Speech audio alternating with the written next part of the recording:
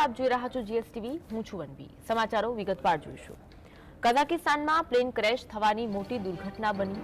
કઝાકિસ્તાનના અકૂત એરપોર્ટની નજીકમાં જ એક વિમાન દુર્ઘટનાગ્રસ્ત થવાની માહિતી સામે આવી। આ વિમાનમાં સવાર 67 પેસેન્જર્સ અને 5 ક્રૂ સભ્યો સહિત તમામના મોત થયા હોવાનું પ્રારંભિક ધોરણે જાણવા મળ્યું। પ્રાથમિક અહેવાલો અનુસાર લેન્ડિંગ કરતી વખતે જ અચાનક વિમાન ક્રેશ થઈ જતા અગનગોળામાં ફેરવાઈ ગયું હતું। આ વિમાનમાં 110 લોકો સવાર હોવાનું જાણવા મળ્યું છે। વિમાન દુર્ઘટનાનો દર્દનાક વિડીયો જોતા જ ઘટનાની ભયાનકતાનો ખ્યાલ આવી જાય છે। પ્રાથમિક અહેવાલ અનુસાર અઝરબૈજાન એરલાઇન્સનું વિમાન રશિયા જઈ રહ્યું હતું। આ દરમિયાન તેમાં ટેકનિકલ ખામી સર્જાઈ હતી। તેના પછી ઇમરજન્સી લેન્ડિંગ કરવા મંજૂરી પણ માંગવામાં આવી હતી। જો કે આ દરમિયાન જ વિમાન ક્રેશ થઈ ગયું હતું। સ્થાનિક મીડિયાના અહેવાલ અનુસાર મધ્ય એશિયાઈ દેશના ઇમરજન્સી મંત્રાલયના હવાલાથી જણાવાયું કે વિમાન દુર્ઘટનામાં અમુક લોકો જીવતા બચી ગયા હતા।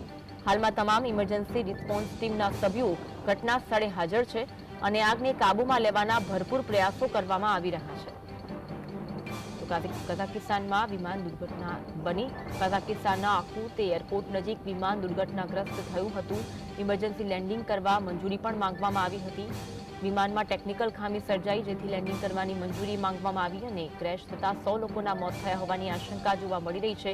વિમાનમાં 67 પેસેન્જર્સ 5 સભ્યો સહિત તમામ લોકોના મોત થવાની આશંકા છે। સ્થાનિક મીડિયાના અહેવાલ અનુસાર મધ્ય એશિયાઈ દેશના ઇમરજન્સી મંત્રાલયના હવાલાથી જણાવાયું કે વિમાન દુર્ઘટનામાં અમુક લોકો જીવતા બચી ગયા હતા અને હાલમાં તમામ એજન્સી રિસ્પોન્સ ટીમના સભ્યો ત્યાં હાજર છે।